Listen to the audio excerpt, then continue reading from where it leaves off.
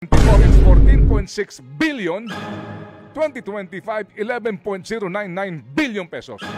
Total niyan 41.35 billion pesos. Sabi nga ni Governor, Magkano may gali. Ano daw? Magkano May ulit? gali. Magkano ulit ang total? 41? 41.358 billion pesos. Ah, talaga? Sabi ng mga taga Bulacan, saan napunta? Ano yung MMA? Mamintal Adjong. Taga-ari ng pamilya ni Congressman Adjong. Nakaupo sa Kongreso, no? Sino bang may-ari ng pinakamalaking construction na nakakorner ng maraming kontrata sa Pampanga? Si former Deputy Speaker, Senior Deputy Speaker, Aurelio Dong Gonzales. Oh. Sino may-ari ng Sunwest? Saldico. Sino may-ari ng Highton? Si Tonico, kapatid ni Saldico. Example na lang, Quezon, si J.J. Suarez, regular congressman ng distrito, yung asawa niya, party list representative, sa Alona. Di ba? Oh. Yan ang mga example na... Si Pangulong Marcos Jr. nagpunta po ng Bulacan. Kitang-kita po sa kanyang face, yung kanyang pagkadismaya, pati ho yung semento daw po na marupok, etc. Isa po lamang itong flood control project. Okay, ngayon mga kapatid, kami po hindi magkanda-ugaga dito. Pinaghandaan namin ito, nagkaroon po kami ng analysis sa mga regions na may pinakamalaking alokasyon para po sa flood control project na ito. Kaya mamaya po, pag tayo pinalad po at may mga mahaba-habang panahon, iisa-isahin natin ang ilang pong proyekto sa isang particular pong lalawigan na pinagpala sa lahat ng pinagpala. Ang lalawigan ng Bulacan! Ang lugar kung saan pipili ka lang ng problema. Kung hindi baha, walang tubig sa inyong mga bahay. It's so ironic, no? Binabaha, pero sa loob ng bahay mismo, walang tubig. Opo, isa po lamang ito sa ating po mga pag-uusapan sa mga kapatid kasi nga po, una, no, ngayon, tayo po naman na nagagalak. Huli man daw at huli pa rin. Ang COA chairman ay nag-issue ng kanyang sinasabing fraud audit para po daw particularly sa Bulacan, mga kapatid, sa mga DPWH projects, okay, para po sa flood control specifically. Parang siguro, pagising sa isang umaga, siguro panahon na para kami umaksyon. Parang ganon, anyway, so nandidiyan po yan. Ang tanong dyan, napakarami nito eh. Gusto nyo bang isa-isahin natin to? Kayo ba'y may pasensya makinig dito? Si Aaron, na kung saan po si Nanay Ining Tolentino at si Tatay Ernie Tolentino taga Hagonoy. Si Inang Esther Perez na araw-araw natin binabati taga Hagonoy yan. Yung tubig doon, di na bumababa, di ba? Okay. Ano ba sa palagay nyo? Meron ba kayong pondo para sa flood mitigation? Para po sa flood control? Abay, meron.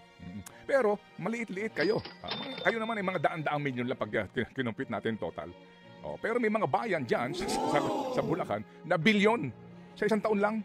And then the following year and the following year. So you mean to say billion every year? Well, mamaya hintayin natin dito kasi billion every year? Bilyon ang inilalaan. Anyway, sige po. So, bakit po ba natin po ito kinakailangan sambitin? Para nga po siguro nga magising na ang taong bayan at makiisa rin po dito sa kampanya ngayon, mismo ho ng gobyerno. Dito lamang po kasi sa isumbong sa Pangulo, mukhang nakatuon lang sa 2025 budget. Parang ganun po sa akin ha. Pero kung babalikan natin, magmula ng 2022, 2023, 2024, sinong Pilipino na magkukusang puntahan yung mga provision ng GAA ng pambansang budget sa mga taong ito para lang siya mismo ay doon sa kanyang lugar, sa kanyang bayan, sa kanyang barangay, sumuri doon sa sinasabing proyekto para sa pagbabaha na pwedeng ngayong taon 70 million, the following year 100 million, the following year 150 million. Sino yon? Hindi po ba? Kaya po ito hong ating problemang ito sa pagbabaha at paglalaan na napakalaking pera na ngayon po ay nandoon ang ating pansin, maganda po naman yan. Kaya ang muli po, ang tanong natin dito, anong ending nito, girl, di ba? Anong ending? Happy ending ba to para sa atin, sa taong bayan? O happy ending para sa mga nakinabang sa flood control projects? Kaninong happy ending? Okay, ang tanong nga dito, kung sakasakali man po, yung due process na naman po nito, gaano katagal? kung sakali man. Sige. So maliban dyan mga kapatid, meron na po naghain ng petisyon sa kataas-taasang hukuman para questionin po ang batas na siya ho namang nagpapaliban na naman sa ating pong barangay at SK elections. Malaking bagay yan kasi si Barangay Kapitan dapat ang una nagbabantay doon sa proyekto ng gobyerno sa kanyang barangay. Si Kapitan ang unang magbabantay, ha? Okay. Okay. Nakakatawa naman yan. Joke mo na yan. Ay, sorry. Natawa ako. Joke ba yun? Oo. O sige, ituloy mo. Tatawanan mo ako, girl. Hindi kasi sabi mo si Kapitan ang unang magbabantay. Sakit nga ng bato Ang ko galing-galing mo kasi kami, napapatawa mo kami dito kaya aga-aga pa. Abay, sa dami ng Kapitan, kung talagang may silbi ang Kapitan, edi sana may silbi din yung flood control projects natin. Well, ngayon po kasi nakita ho ninyo, abay, aligaga ang lahat. No? Sa Senado po naman, well, okay lang po naman yan. Magkaroon sila doon ng kanilang investigasyon. Yes. Ang lower house, meron din. Hindi tulad nga nitong, sorry po, sa comparison, ito nga po nag-aawak-awak na by the billions na pondo. Opo, na ngayon po naman mukhang klaro na may mga, ayoko pong sabihin itong salitang ito, pero may mga nagnanakaw. Mawalang galang lang po sa mga magnanakaw. Okay, ito lang po mga kapatid, para sa mga taga Bulacan, hindi ko matatapos ito. Patikim lang po ito kasi itong ating researcher po na humingi nga sa akin ng day off. Sabi ko, bubuo sana kami ng think about it. Oo. Humingi sa akin ng day off kasi Deserve. nag-aalaga din sa mister na nilalagnat. Ay, ano, naku, uso yan ngayon. Opo, tsaka nag-aalaga dun sa isang bunso na May lagnat din. may strain sa paa. Oo. Sabi humingi sa akin ng day off, pero sabi ko baka naman pwede mo kalikutin lang itong budget. Oh, sige. Hindi kalikutin na pakialaman kung hindi alamin ang mga impormasyon. Bulacan ha. Eto, si Aaron kasi nag-off na. Tsaka tutok si Kuya Aaron kanina. O mga taga Bulacan, makinig. Kasi po, gumawa kami ng listahan ng top 5 regions na may pinakamalaking allocation ng flood control projects. Tandaan natin ha, ang dami-dami niyang mga pangalan. Kaya nga may SIPAG, meron pa siyang BIP, yung Basic Infrastructure Program, Flood Mitigation Structures, Protecting Public, etc. etc. Ang dami mga pangalan, but basically po, sinasabi, para ito sa bagbabaha, makontrol, maayos, etc. Okay. Top 5 regions. Lagi number 1, Region 3. So hindi ka muna iisa-isahin yung kanyang halaga na tinanggap mula 2022, 2023, 2024, and 2025. Puntahan ko lang yung Bulacan. Kasi po dito po sa top 5 regions na ito, number 1 nga ang Region 3. In 2022, Bulacan's allocation was 24.56%. 2023, 42.70% ang kanyang alokasyon sa buong flood control budget po ng Region 3. Ang Region 3 mga kapatid is Bulacan, Pampanga, Nueva Ecija, Bataan, Zambales. Yan po yan, ang Region 3. At Tarlac, mga kapatid, 2024, 40.91% ng kabuuang Region 3 flood management program budget napunta sa Bulacan. Kapag kinuwenta ho natin ito, for 2022, it's 3.7 billion, mahigit. 2023, it's 11.9 billion. 2024, it's 14.6 billion. 2025, 11.099 billion pesos. Total niyan, 41.35 billion pesos. Sabi nga ni Governor, may gali. May gali. Magkano ulit ang total? 41? 41.358 billion pesos. Talaga? Sabi ng mga taga Bulacan, saan napunta? Okay. So ito ho, himayin natin to. Okay, at ang ating pong research team, si Kay, at saka itong lahat dito, si Patis, si Erwin, si Seth, si Dimpy, na tulong-tulong, himayin natin to. Saan sa mga bayan ang may malaking alokasyon. Yan. At kapansin-pansin nga, every year, same area, nilaglalaanan po ng pondo. Palaki lang ng palaki. For Bulacan po ito, kasi nga sila ho yung, ngayon po, ang COA nga sabi, Bulacan daw ang magkakaroon ng fraud audit. Hindi ko alam yan. Hindi ko alam. Ako hindi ko talaga alam. Wala naman akong kinalaman sa mga Ako mismo ngayon ko lang nalaman. Naging niya pala kalaki. Ikaw talaga. Meron pa tayong importante mga paalaala pala. Kayo ba? Oy, mga taga Bulacan, alam nyo ba? Sir Jay, ang nangyayari ngayon, nag-aaway na. Senado, Kamara, nagtuturoan kung sino ba yung mga tinatawag na mga kontraktor o kontraktor na mga mambabatas nga daw na may nadawit dito nga sa mga contractors na nakatanggap ng bilyon-bilyong pondo para po sa flood control projects. Sino ba talaga? Senado o Kamara? Yan po yung nagiging issue ngayon. Ay, malinaw naman, no? Hindi naman tayo pinanganak kahapon. Lahat ng mga kontraktor ay mga congressman. Di ba? Yung affiliation nila. Ngayon, kung ipapahid nila sa Senado, mali, kwan na yun, naguhugas kamay. Pero yan, sila Congressman Redon ba yun o ano? Isipin mo, gusto nila sila mag-imbestiga. Paano mo iimbestigahan? Halimbawa, si Ridon. Bata ni Saldico yun eh. Panahon pa ng Bicol Saro, no? Ginawa ang congressman yan, no? Tapos inalis. Ngayon, ay nagkakabataan party list. Yung grupo ng mga sinusuportahan ng mga komunista, pagkatapos ngayon, ang Bicol Saro, kunyari, pero actually related din kay Elizalde Ko. Sino ba si Ko? Siya ang biggest contractor ng public works na may control sa pondo ay ang Congress. Opo. At dahil nga, tulad nga ng sabi mo, ay may kinalaman ang ilan nga sa mga kongresista dito nga sa mga contractors ng mga flood control projects, dapat magkaroon ng independent body na talagang siyang mag-iimbestiga ng lahat na ito.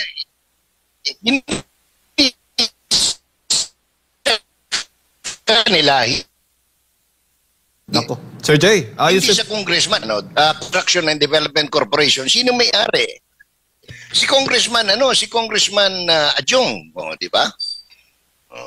Oo. Ulitin mo nga, Sir Jay, kasi nga naputo lang yung signal mo kanina. So dahil nga nauugnay yung mga kongresista, yung mga mambabatas dito sa issue na ito, yung isang independent body talagang dapat manguna at mag-imbestiga dito sa issue ng flood control projects. Hindi pwede kasing Kongreso, Jade. Kasi number one, halos lahat sila, pinangalanan na nga naglabas na nga listahan 67 congressman. Example na lang, no, para hindi nila sabihin na we're talking in riddles, no? MMA, Construction and Development Corporation. Ano yung MMA? Mamintal Adjong, taga-ari ng pamilya ni Congressman Adjong, nakaupo sa Kongreso, no? Sino bang may-ari ng pinakamalaking construction na nakakorner ng maraming kontrata sa Pampanga?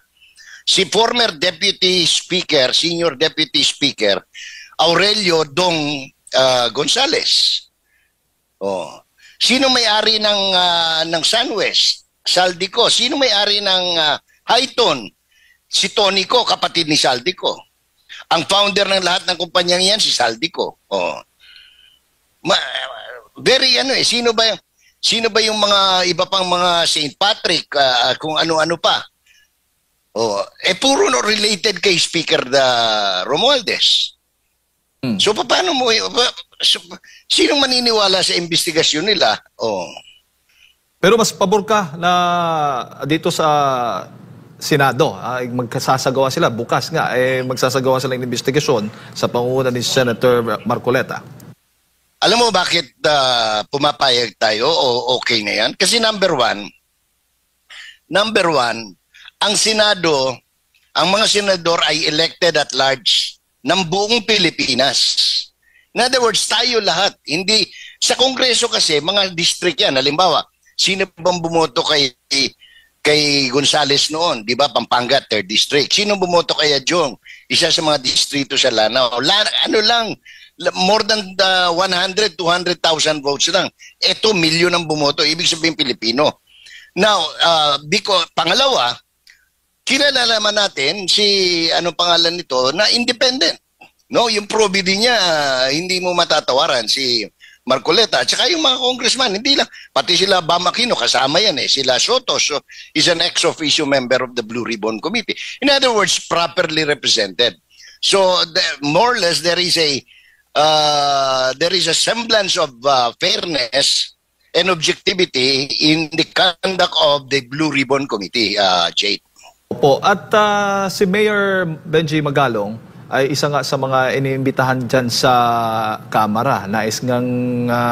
Gusto nga ng Kamara na ipakita, patunayan ni Mayor Benji Magalong yung mga sinasabi o yung mga pahayag niya. Pero na-monitor ko sa interview niya, yung mga ambush interviews niya, ayaw niyang ibigay yung mga ebidensya. Gusto niya ibigay doon sa presidente, sa ehekutibo mismo.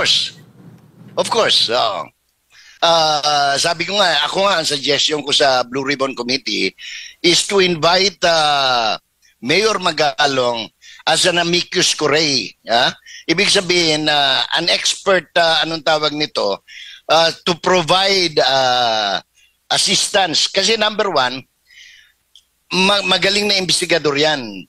If you remember siya nag-imbestiga sa Mama Sapano, candidate siya for chief of police, sinakripisyo niya yun. Nilabas niya talaga ang totoo. So walang makaka-question sa pagiging independent ni Mayor Magalong, di ba? Ni General Magalong. Pangalawa, pwede namang isabina ducis tecum, yung documents na kung anong meron siya ng Blue Ribbon Committee. Pangalawa, remember, sabi ni I expect today, Jade, baka anong tawag nito, I'm not without intention of outscooping the other media outlet, ng SMNI. I expect today na magkakaroon ng privileged speech si Senator Ping Lacson identifying the 67 congressman na sangkot dito sa multi-billion if not trillion peso infrastructure mess, at the DPWH. Opo. Pero yan pa lang isang na yan. Pero yung congressman talagang that's a no-no. Anong tawag nila? Very cheap, very foul. Yung sila mag-iimbestiga sa sarili nila. Po. Pero Sir Jay, masama ho ba if yung mga congressman naman, bago sila naging congressman, ay mga kontratista po sila? Dapat kung maging congressman na sila, itigil na nila? Alam mo, hindi matitigil yan kasi yung sinasabi ng magda-divest, sa paper divestment lang yan, wala namang katotohanan yun. Because in reality, they still run the business. Kaya nga sila, because ang realidad dito, the Philippine practical politics, yung mga kontraktor na yan, kaya pumasok sa politiko to corner contracts and at the same time, para magkaroon ng, ng power, ng influence, para maproteksyonan yung kanilang negosyo. Opo. Bago ko lang ipasa wag na tayong magbula-bulahan kasi yan naman talaga ang totoo. Opo. Bago ko lang ipasa kay partner Admar, kung ganun po, Sir Jay, na ganyan po yung nagiging layunin nila para maprotektahan yung kanilang mga negosyo, hindi ho ba may conflict po yan sa interest? I mean, ikaw bilang isang public servant, may pananagutan ka, responsable ka, accountable ka sa ating mga kababayan. Yung pera ng mismo ng mamamayan, gamitin sa tama. Pero ikaw bilang isang kongresista, meron pala, isang kontraktor pala, may negosyo.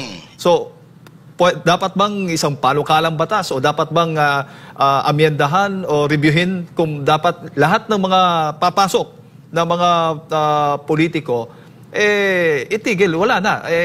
Sarado na dapat kung sila itatakbo bilang isang public servant. Pwedeng mag-propose, Walang problema dun sa panukalang batas. Ang problema kung lulusot ba. Because remember, sabi ko nga, kung totoo, na karamihan ng mga mambabata sa mababang kapulungan ay kontraktor, magpo-propose ka na ngayon, hindi nila palulusutin yun dahil masisira yung negosyo nila, yung racket nila. Di ba?